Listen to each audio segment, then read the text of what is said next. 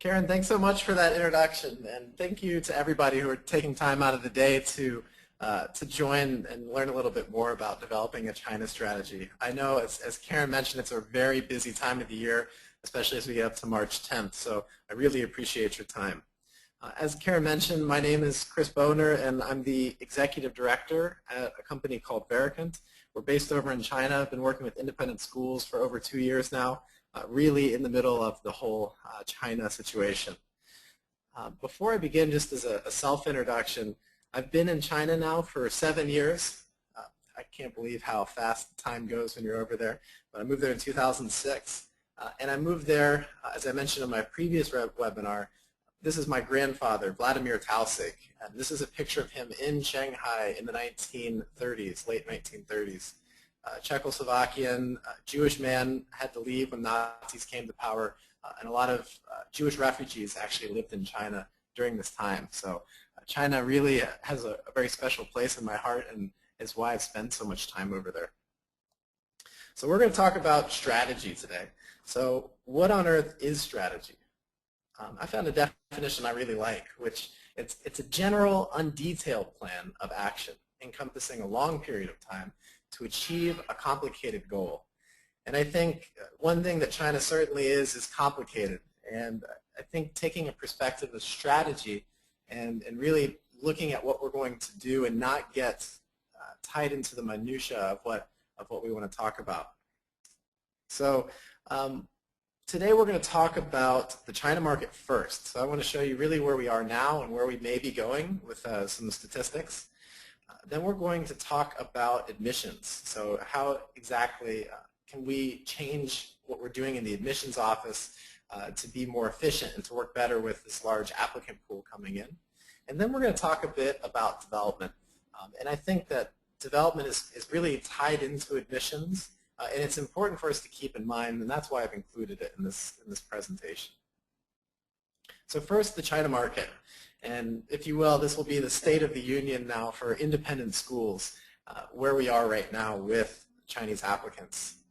So for boarding schools, the most recent statistics I can find, just to show you the change, in 2006 there were 65 boarding school Chinese students, and in 2011 there were 6,275.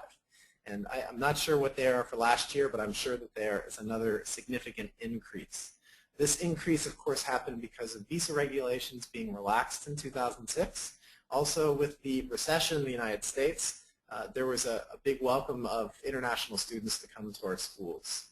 And at the same time, China economy was booming, and it still is going quite strong.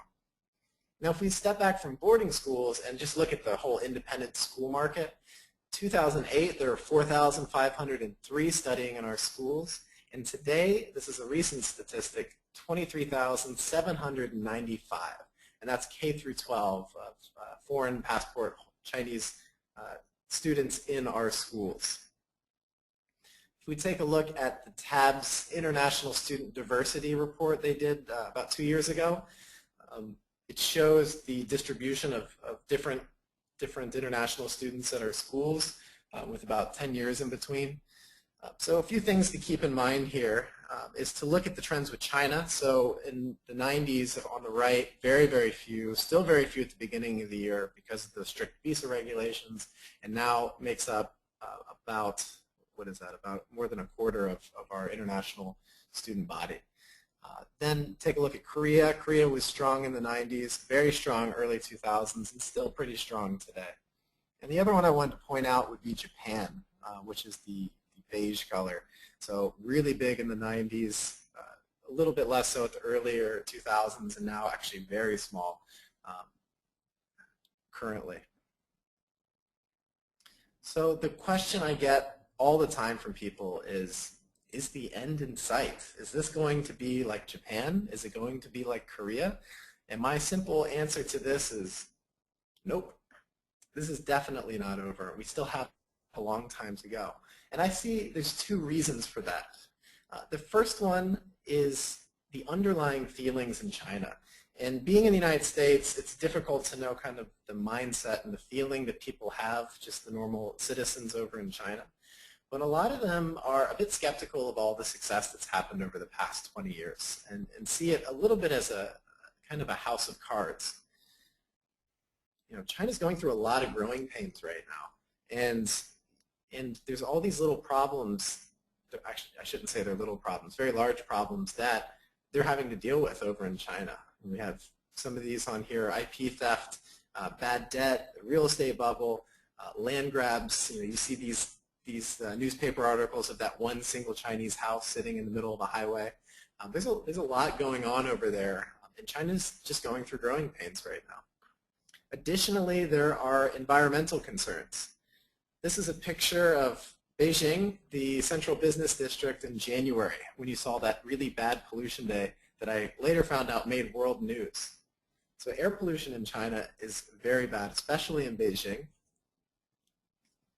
It's measured by AQI, the Air Quality Index. And just to give you a feeling of what the air pollution's like over there, the average in China is, average in the United States is about 36. In Los Angeles, it averages in the 70s. Mexico City is around 100. And that fateful day in January, Beijing registered 714, and which is beyond index. This scale used to only go to 500, and since recently, the U.S. Embassy in Beijing has actually increased the scale so they can measure higher ratings. The second reason is there are a lot of wealthy people in China that highly value a foreign education. So just this year, China surpassed 1 million millionaires. That is individuals with over 10 million renminbi, which is about $1.6 million in wealth. And there are 63,500 super rich, which means that they have personal fortunes over 100 million renminbi, or $16 million. Really interesting about the wealthy in China, and all this comes from Huren report, as you can see at the bottom. They do yearly statistics on China's wealth for luxury products. But the average age of a Chinese millionaire is 39 years old, which, as you'll recognize, is very similar to the age of most of the parents of the children at your schools. And how that compares with the United States and Japan, it's 15 years younger than the average US or Japanese millionaire. So that's quite interesting. That's a very young age group that is that are quite wealthy. This number of millionaires, they're increasing at a rate of about 6% a year, which means that there are every year about 60,000 new millionaires in China.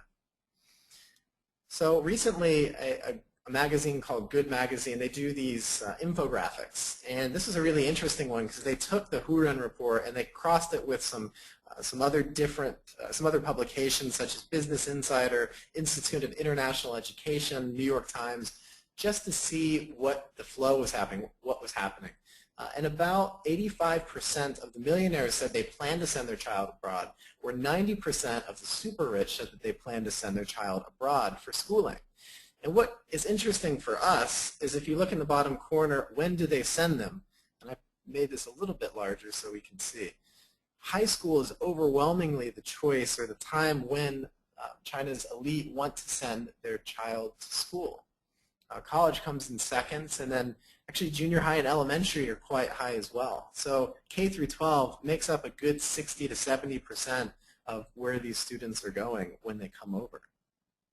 And the reason for that is because it's a stepping stone, and they see it as a way to get used to the U.S. education system before going to college in order to get to a good college. Just a little back of the napkin math of why I think that this wave is not over.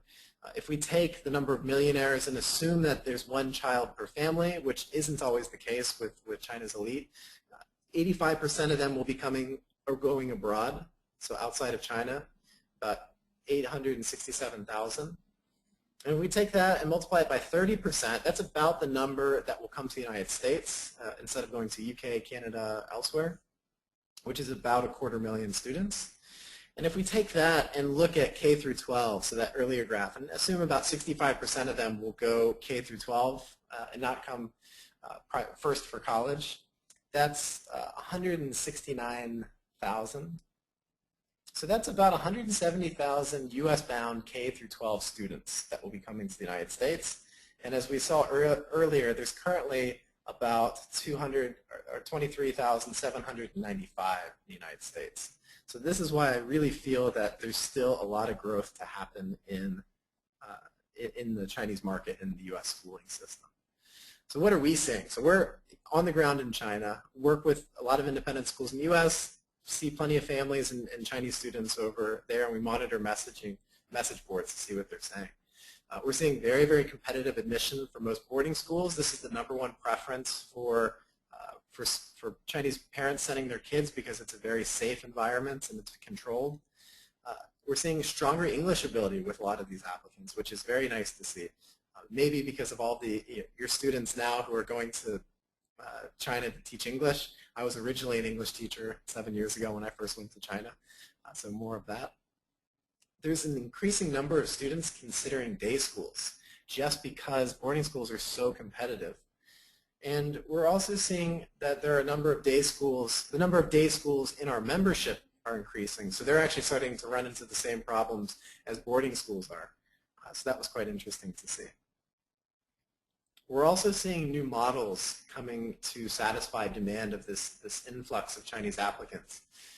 The international housing at day schools, so some day schools are opening international boarding houses basically and becoming a semi-boarding school. There's new organizations. I'm presenting right now from Philadelphia, and there's a company here called IEO, which basically will outsource the whole international housing aspect of a boarding program for day schools. Families are relocating to the United States. They're coming to the U.S. They're moving basically their entire family over here and putting their kids into the U.S. education system. There's public schools challenging F1 visa regulations. So right now public schools can only have students for 1 year because they are public institutions, whereas independent schools can have students for multiple years, but public schools are challenging that. And then also there's more domestic international schools. They've been increasing at a very fast rate. One that I'd like to point out in particular is Keystone Academy, which you may have heard of. This is opening 2014, fall of 2014. And the leadership team at the school will probably ring a few bells here. So Ed Shanahan, ex-Choate head, is going to be the president. Malcolm McKenzie is head of school, and Rachel Baer is dean of admissions. So they are actually bringing American expertise over to China to run a boarding school. And personally, I have no idea what's going to happen, but it'll be really interesting to see how it's perceived in the Chinese market and what happens really over the next year and a half with them getting off the ground. So a recap. Basically, the wave is not over. China's elite overwhelmingly prefer to send children abroad. 85 and 90% of them plan to do that. Preference to send children abroad starting in high school, but also in junior high as well. The increasing demand means that there's an increasing number of options for Chinese families. So as boarding schools become more and more inundated, there are these other models popping up. So let's hop over to admissions now. So the admissions strategy. And I've visited over the past 2 years over 100 different schools, and I've been in admission offices. And when I walk in, a bit of an exaggeration, but this is what I see. Small admission offices just completely overwhelmed with applications from China. And as these applications continue to grow, you have a couple different options that you can look at here. You can possibly hire more admission officers, more support. You could admit more students and justify the large amount of time you're spending on applications by actually taking more students. Or you can change policies, and we're going to talk a little bit more about policy in just a moment. So how to approach this? My suggestion is really to take a bird's eye view of your school. It's really helpful to work with your head and with your board and come up with the perfect number of applicants to admit from each applicant pool. And some of the key things to keep in mind are figure out how many students you can enroll from one nationality without changing the nature of your school or compromising your mission. And then once you get these numbers in mind, then you have somewhere solid to work back from. Because once you have these in mind, you can work backwards and figure out how much time you should be spending on each of these applicant pools. Now, on average, what I'm seeing is that, and this is, again, at boarding school, not at day schools. Day school would have a much smaller international population. The student body, generally about 75% domestic. International makes up about 25%, with Chinese maybe 5 to 7 to 8% of that. And ideally, that should be the same amount of time that you're spending on applications, on recruitment, on spending time with these students. You should be saying, okay, we want to spend about 75% of our time on the domestic market, because it's actually pretty difficult now as the price for boarding school and private schools increase, and then spend about 25% of your time on international. But as we saw in that first picture, what I see is that actually there's a lot of schools that are just spending a disproportionate amount of time on the Chinese applicants and less time with the domestic and international pool.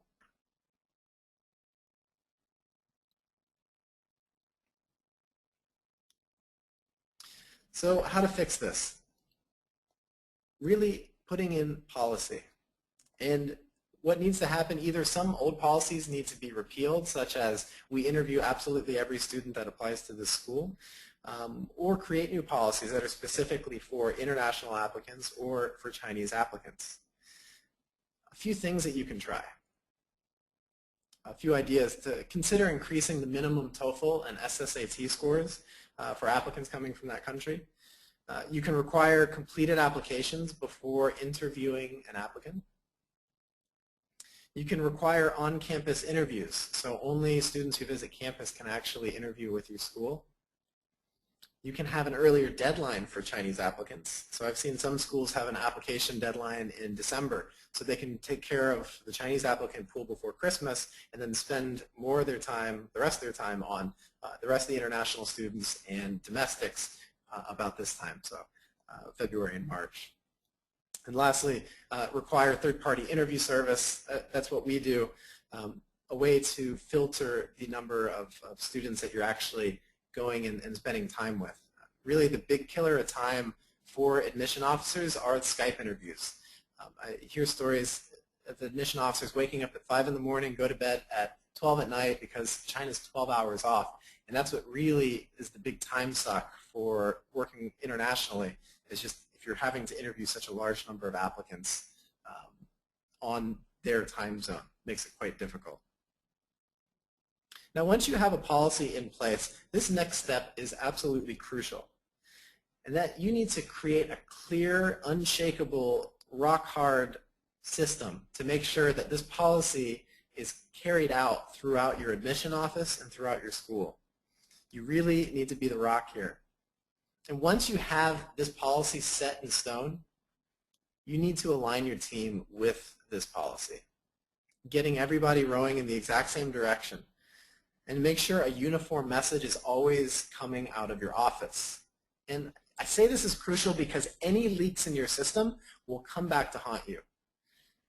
The reason being, there's an exception to every rule, and most people think that they are it. And this is especially true in China. And the big reason for that, and the reason I say things are going to come back and haunt you, is that online forums. So for any of your schools out there, I can go online on Baidu and search in Chinese and find out exactly the questions that you ask on your interviews. I can find out what your process is like. I can find out if you make any exceptions to your process and how exactly to go about that. So an example of one thing I found on an online forum, one student says, I can't get an interview with this school because I haven't taken my TOEFL yet. They require that before an interview. And then a few responses later, another student said, oh, did you talk with X? Try talking to Y. If you beg him enough, he'll do a Skype call with you without having to do the TOEFL. And basically the classic viral image here. So as soon as it happens with one person, more people will find out, and that hole in your process is going to get exacerbated, and everyone's going to take advantage of it. So that's just a reality when working in the China market, something that you have to be careful about and really get that resounding message and sticking very clearly to the policy that you put in place. So next steps, you need to make sure that your policy is crystal clear. And it needs to be clearly stated on the international page of your website, on any sort of inquiry response letter, or any digital communications going back between you and the student or the family or agent. Any inbound and outbound phone calls. I can't tell you how many phone calls I get from admission officers frustrated about the fact that they'll tell one family one thing, and then 5 minutes later they'll call somebody else in the office and try to get a different answer out of them. And it happens quite often. So making sure your team is all aligned will make sure that same message is going across. And also during visits by prospective families, agents, and education consultants, being clear that you do not make exceptions. And I think the spillover benefit from not making exceptions is that it shows that your school and your office has very high integrity and you take the admissions process very seriously. And at the end of the day, though it may frustrate some families in the short term, in the long term they're going to have more respect for you, for your office, and for your school. One thing that I run into, and I want to add this in for admission, is cross-cultural communication. It's very difficult between languages to pick up on the subtleties of the language. So me living in China, I can speak Chinese, I speak Mandarin, but a lot of times I don't get the hint. When I'm talking with my landlord, sometimes she hints at something and I don't realize it until maybe 2 hours later after she leaves and think, oh, God, she actually was mad at me and she was saying something a certain way and trying to get me to have a certain response. So my tips for cross-cultural communication is just to be crystal clear in your use of language. Never use soft, suggestive language. You have to be very clear and straightforward. Don't assume that they're going to understand the subtleties of the language. This word I encourage you to use instead of using the word no. In China, no does not mean no. So after you say no, people will continue asking you questions and trying to get you to change what you've said. But when you say this is the magic word in China, 没办法, which means there's no possible way for this to happen, or in English, better known as impossible. So this may be a word, if you're having kind of stubborn parents that you're speaking with, using the word impossible can be helpful. To recap, work with your head and set clear goals for Chinese student enrollment, and really take that and manage your time based on what your goals are. Consider adjusting international student application policy, or perhaps just for one nationality like China that is just so large in number. Once the policy is set, make sure that it is clearly stated everywhere and stick to it. Otherwise, you run the risk of people finding a way around it and posting about it online and everybody else using that same way to get through. And also keep in mind cross-cultural communication. Speak clearly and don't make any sort of soft suggestions. All right, moving over to development.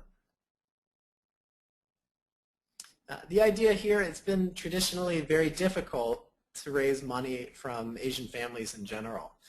And I think that's really a self-fulfilling prophecy where people can say, well, I don't really want to travel to Asia and do a lot of fundraising, but I think this is changing. And I say that because I read this article in New York Times, I think this hit in January, about Asian Americans gaining influence in philanthropy. Here, obviously, are Korean families. It's an interesting article, and feel free to go online and check it out after the webinar.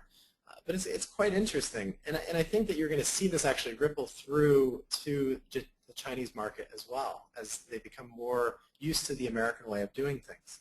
So referring back to the International Student Diversity Report, if we compare China to Korea, we can see Korea has a good 20-year history of studying in the United States, where China is just catching up now.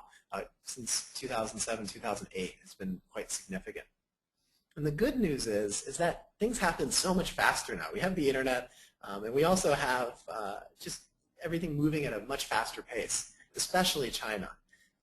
To give you an example, when I moved to Beijing, this was the entire subway map. This is 2006.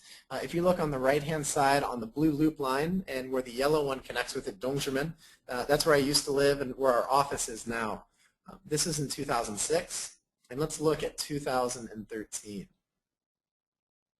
They've built over 200 miles of track underneath the city.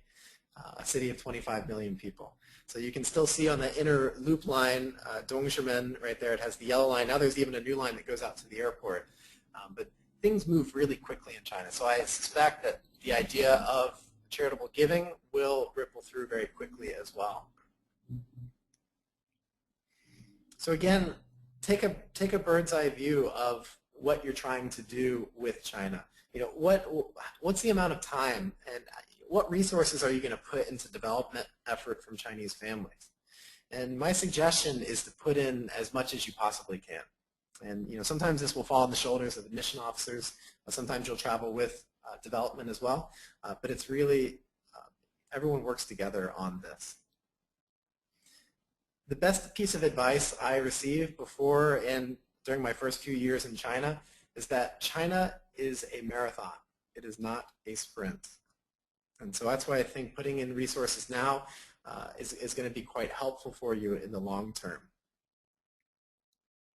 So next steps, how do I do this? How do we go about raising money or getting this idea over to Asia? Well, everything in China is built on relationships. So focusing on relationships and building them and holding them dearly once you have them is really the most important thing you can do. If you've ever seen a presentation on China, you've likely heard or learned this word, guanxi, in Chinese. It's the concept of personalized networks of influence, and it's a central idea in Chinese business culture. Common English translations can be connections, it could be associates, it could be relationships, it could be networks, but none of them really reflect the true meaning of what guanxi is. Reciprocal favors are the key factors to maintaining a good guanxi or good relationships and friendships. And failure to do so can actually result in the end of one of your contacts. Now, guanxi doesn't necessarily have to be based on money. It's more based on the idea of you've got my back and I've got yours.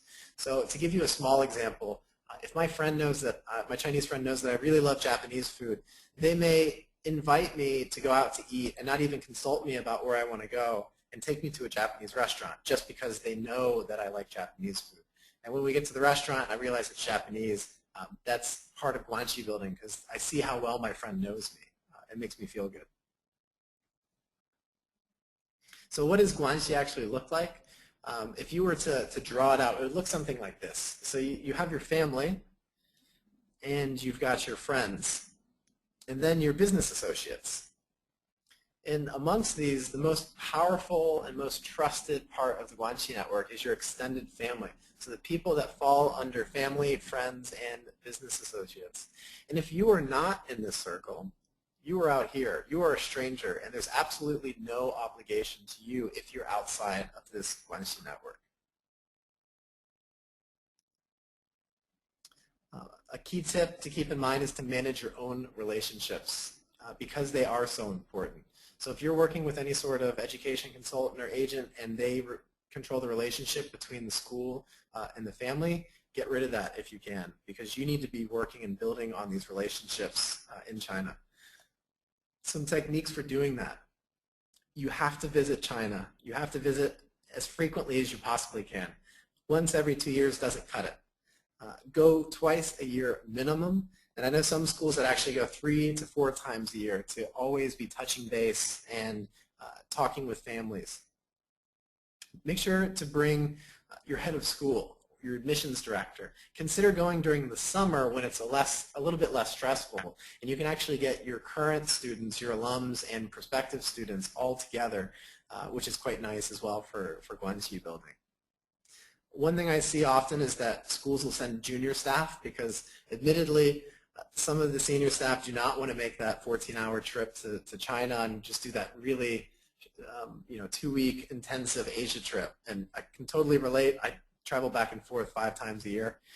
But you really don't want to send junior staff because that's not who the families want to meet with. Also, gift giving. So it's important for you to give as well. And there's several ways to do that. I travel light, but I think it's always nice to bring gifts because Chinese families will, of course, bring you gifts. They'll give you tea, they'll give you paintings, they'll give you trinkets of all kinds for you to carry around with you as you do your Asia trips. They don't necessarily need to be expensive, but they should be thoughtful. One thing that I saw Asheville School do that I really liked was that they took pictures of the Chinese students on campus, put it in a branded frame, and then brought those over with them to give to the families during each of the dinners that they had in every city. So I thought that was a really nice way to give the family something that they'll like, they'll put in their house, and it's also, they'll see your school name there every time they look at the picture. And now, they don't need to actually be physical gifts either. You can give digital gifts as well. So for Asheville School, they got really lucky because a student that is a blogger is going to school there right now and has this blog on Sina. It's completely in Chinese, and he keeps up with, he basically uses it to update his family, to update his friends, but he also, just tons of people have been watching his blog because it's this really real representation of what life is like in boarding school. It's not projected from the school saying this is what every student will experience. This is what he is actually experiencing at the school. And it lets the family really connect to the experience that the school is providing for them and therefore have a deeper emotional connection with your school. And if you look in the bottom left corner there's some numbers with Chinese. The one to see is that 48,000 visits that this site has had since he started it, I think about 3 years ago. So pretty impressive, a lot of impressions that Asheville School is getting just because one student started a blog.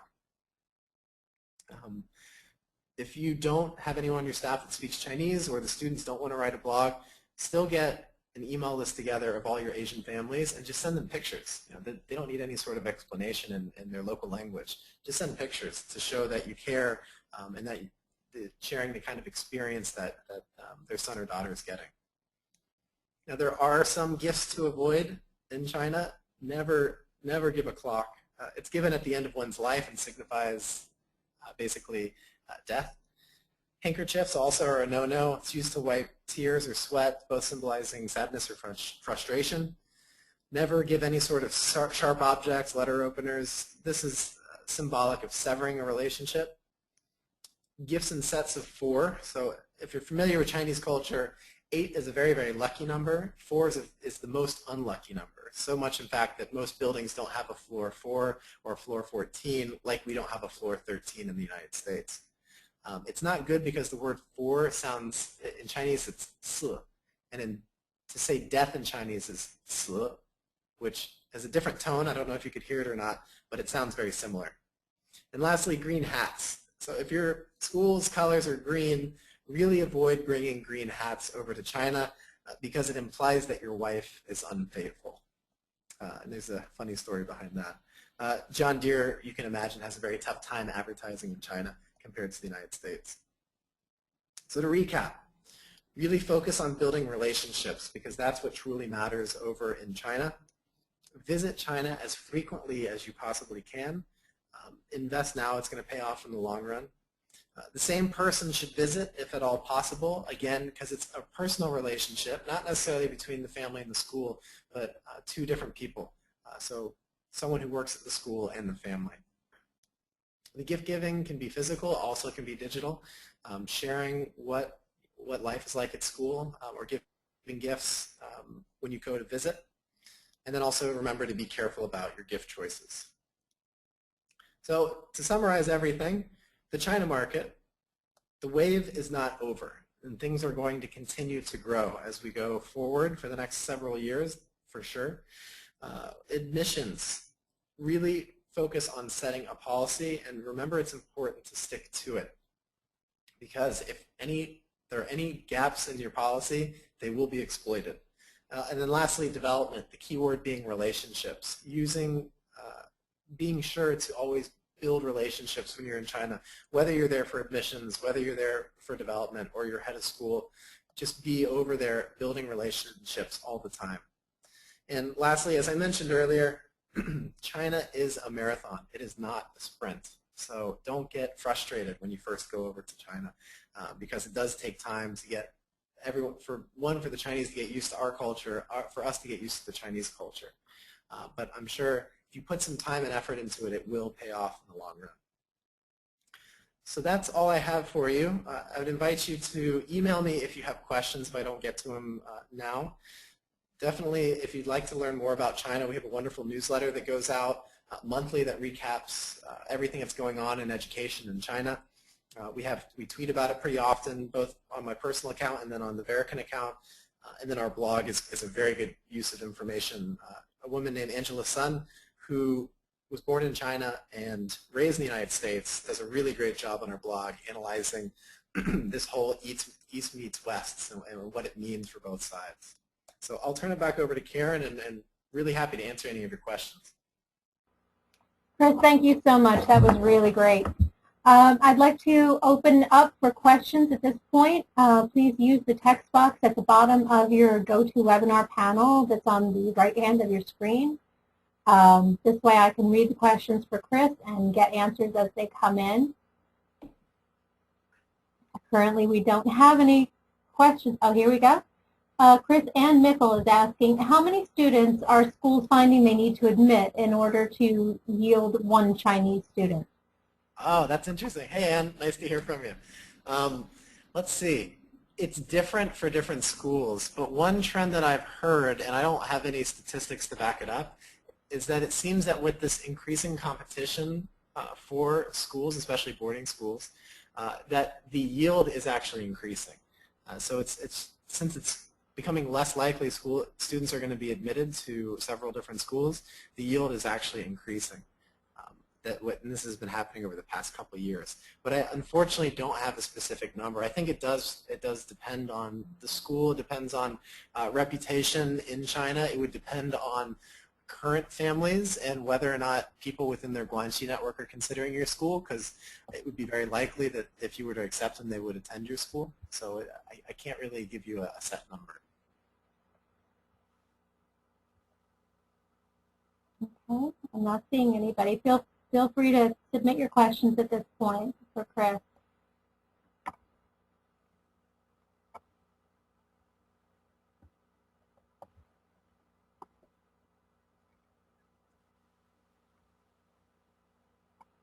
Chris, what's the best way to handle a deluge of Chinese applications when you're looking at limited time and you don't want to spend more than that, say 25% of your time on the Chinese application? What's the easiest way to sort of winnow that down? Yeah, I think you have to look at it from different angles. Again, like I mentioned earlier, some of those tips were to increase the requirements, make sure that they have to come on campus. You can try it that way. You know, a lot of schools work with us because of that. They say, we want to interview each of these students. We want to meet each of them. It's just, we have 3 people in our admissions office, and there's no way we're going to be able to Skype 200 kids. So that's one reason why a lot of people work with us, just to have that one-to-one interview experience, and then able to look at those videos and then follow up with those students from there. But there's really that's one technique, but there are several, just depending on what you want to do as a school or what you want to do as an office to help curb or really just better manage your time. Okay. Trish is asking, what would you say is the average time that it takes to court one family? Is it like a year, 2 years? Ooh, that's a good question. Huh. Let's see. I'm trying to think how I could figure out what the amount of time. I mean, obviously longer the better. And I think, let's see. So I would assume, if it's a big event and you're with 20 different families and you're just saying hello, that's not really a very, that's not going to be a really strong experience compared to, okay, the family really wants to spend time with you and wants to take you out to the Great Wall, and you spend half a day with them building the relationship. But I think, this is why I included it with admissions, is it does start the first time you interact with the student. So that first inquiry letter they receive from the school, the first time, if they're enrolled, the first time they show up on campus, the first day, how well you take care of the student or prep for the student coming to campus. I know how paranoid admission officers are when they first come to China, saying, are you going to pick me up at the airport with a cab? And so, unfortunately, sometimes I hear at schools, they just say, oh yeah, when the student gets there, just tell them to get in a cab and give them this address and they'll come to our school. Same feeling, they're in a foreign country. So really just how closely you can work with the families and work with the students to show that you really care. So I would say I couldn't give you a set number, but the more time the better, and the higher quality of the communication the better. Okay. Lisa Selman is asking a development question. She says her head is going on her first trip to China next week. Is it too soon to talk development with current families, students that have been at their school for 1 to 2 years? I don't think it's too early to talk about it. I think I've heard some schools that actually will start with development before the student even shows up on campus. So they'll say, okay, they're admitted, and then they'll send development teams before the student actually goes to the first day of school, just to get that idea in mind. Again, this is something that I'm trying to figure out more and more. I've been working closely with Asheville School trying to figure out what works best development-wise. One thing that they do, I think that's helpful, is the head of school actually says how much he personally gives, or how much they've given over the past several years to show that it's a giving thing and it's part of U.S. culture. But definitely with current families, I think it's okay. Okay. Adrienne Cusick is asking, what do Chinese parents expect as far as college admissions? How do you educate the parents about college options? Yeah, well, of course they expect Harvard, MIT, Princeton, Yale, Stanford. That's what they expect, and I think it's something that schools should say. Look, we do have students that go to those schools, but they are exceptional students, and there's no way we can guarantee that your student will get into one of these schools. So I think from the very beginning, managing expectations. I know one school, he just directly says, you will not go to Harvard, you will not go to Yale. We're a very good school, but it's very unlikely you're going to go to these schools. So if you want to come to my school just because you want to go to Harvard, I would reconsider applying to my school. Okay. Paul Walsh is asking, he says hello, by the way. On a scale of 1 to 10, what do you think is the current philanthropic mindset of the Chinese, and where do you think they'll be in 5 years' time? Could you repeat that? Sorry. Sure. On a scale of 1 to 10, the current philanthropic mindset of the Chinese, and where you think they'll be in 5 years. Sure.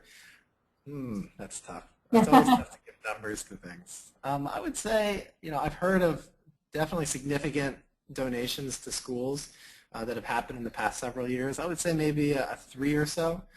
The one thing you have to keep in mind too with China is that they don't have the same sort of tax incentives to donate. So in the U.S., it makes perfect sense to donate money because it helps if you run a business, especially to make charitable donations. Whereas that doesn't really exist in China. So I think if you see families that have U.S. businesses, that it's more likely that you can expect that there'll be some sort of development, or it maybe be easier to raise money from those sorts of families. So I would say maybe about a 3 or so currently. After 5 years, as word gets out a bit more, I would say probably move closer to a 5 or a 6. Okay. With, I guess, 10 being the United States or the classic Chinese or classic U.S. family. Thank you. Lisa Selman is also asking, is it best to develop relationships with specific schools in China rather than wait for applications to come in?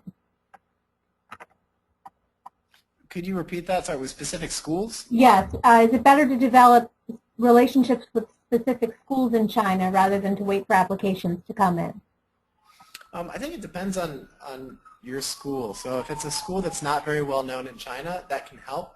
But my advice would be do not go to Beijing, do not go to Shanghai, do not go to Shenzhen, because there are many schools that have been there before you. Really focus on Tier 2, Tier 3 cities as they're known in China. So that's a place like Dalian or Shenyang or Wuhan. These are all cities, they're second tier, but they still have 15 million people. They're not small by any means. So if you are going to develop school relationships, which can be a good model, just avoid the large cities because there's partnerships with schools out the wazoo. So definitely go to the smaller areas. Okay. We don't have any more questions at this point, so I guess it would be best to wrap up. Once again, this webinar is being recorded and will be made available online. I want to thank our audience for tuning in, and a special thank you to Chris for providing this with this insightful webinar.